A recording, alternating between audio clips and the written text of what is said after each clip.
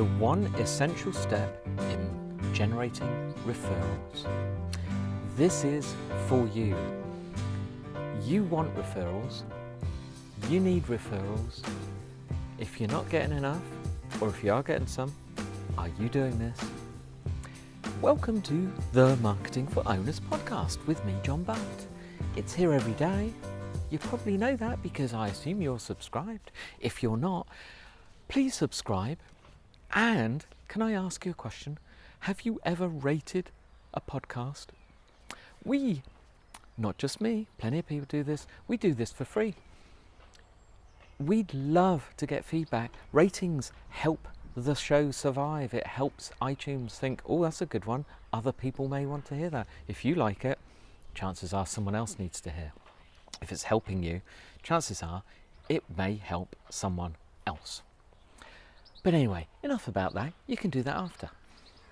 Referrals. Referrals are key to a business continuity, to the continuing success, because you will have put a lot of effort into getting yourself a nice little client, or another client, or a few clients. And when those clients have worked with you and they finish, contracts end, they move on, whatever, wouldn't it be helpful if you didn't have to go back to the drawing board and start all over again and try and get a whole lot of new ones with all the effort on your part? A kind of feast and famine. Lots of clients, end of clients. Go get some more. Lots of clients, end of client. Go get some more. Has that ever happened to you? So, okay, we've got the gist of that, John. And this is, by the way, this is step 6 of the 7-step modern marketing system. It is where they become preachers, right? Other people may refer to them as evangelists and advocates and whatever. It doesn't matter. But like the best example are Apple, people who have Apple gadgets, iPhones, etc., Macs, they will tell everyone else they need to get one because they love them. Apple, don't know if they do advertise because they've got more money than anyone and they have to spend it on something, but they don't really have to as much as everyone else because they know when a new product comes out, everyone's going to want one. And everyone's going to tell their friends, oh, the new Apple product's coming out. Imagine having something like that for you.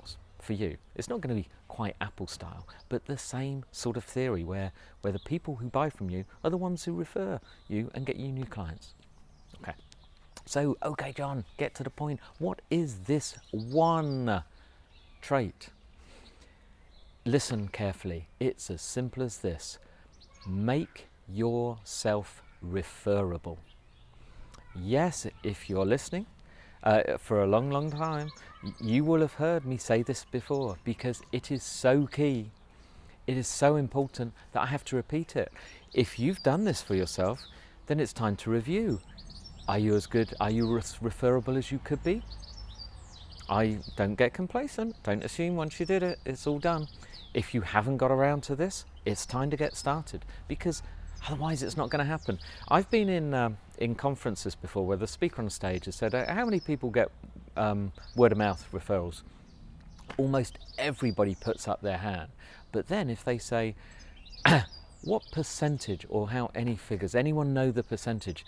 And then you'll get like 1 or 2 put their hand up because everyone thinks they get word of mouth because they don't track advertising, so you have no idea, so you just assume people are telling you. But referrals is a system, okay? So you have to make yourself referable. And how do we do that?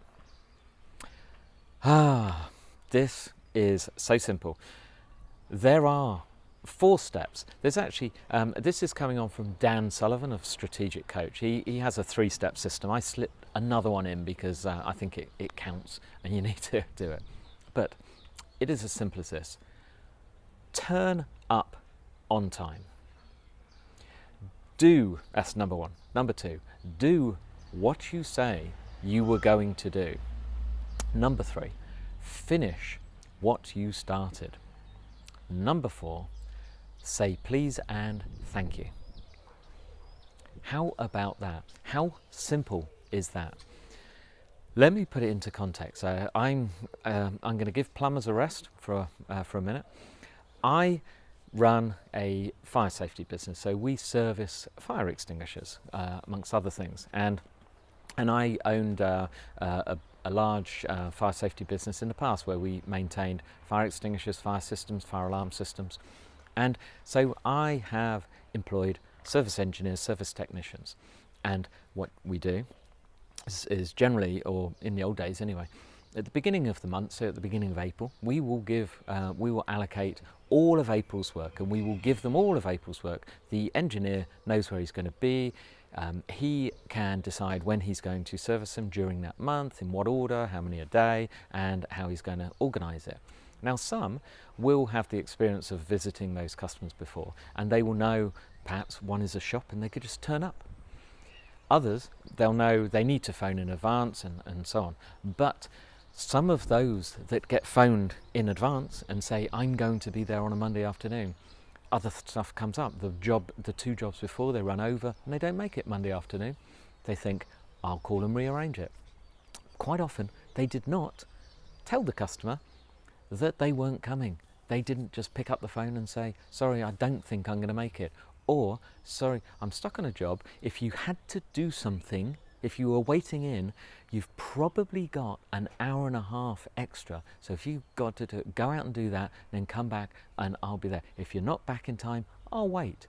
Very sorry, etc. That just didn't happen.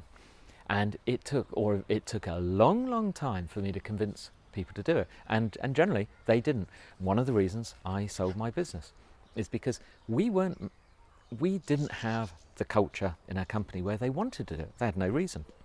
Now, you may have any kind of business. I'm only going to refer to one where you've got staff that go out and about because you probably think this is out of your control.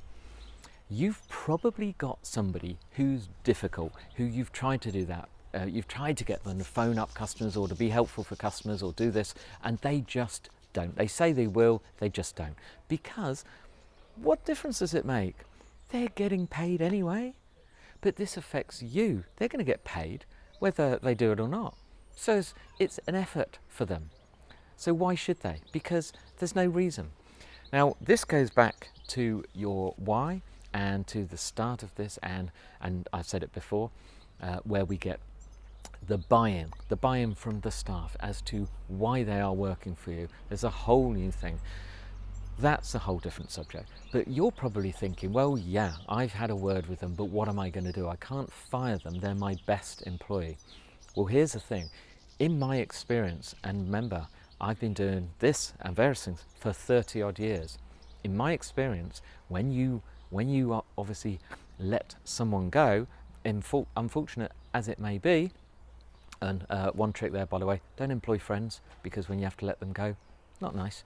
But when you let them go, the next person you get, you start them with all that information. You will replace them with someone better. You think they're the best person ever. They're not. There are others. There are 7 billion people on this planet. There are millions in your country. There are others who can do that job. This is not the world's best whatever. You will be able to replace them. And when they start, you'll say, by the way, one of our conditions is we expect you to call customers and keep them informed. We expect you to be presentable. We expect you to say please and thank you. And all these kind of things. So you build it into the culture, the expectations, but you give them the why. But you get people to do this. It becomes the norm. Don't tell them though. Explain why. Explain why. Explain how this works.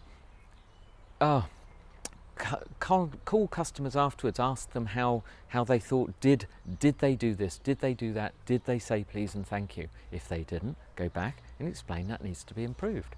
But that single one thing, make yourself referable in that way. There are others. Tidy up your reception area, tidy up your shop, get a new sign on the front, get new uniforms, replace staff uniforms when they get tatty. Yes, it cost a few pounds. No, it wasn't your fault. Yes, they're using the wrong washing powder. You can afford a new polo shirt. All these things. Make yourself referable. Make your business referable. Okay?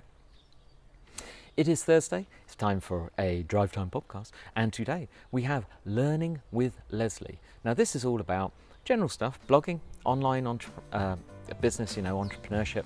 It's Leslie Samuel. I'm not going to say any more than that, but it's very popular. He is great.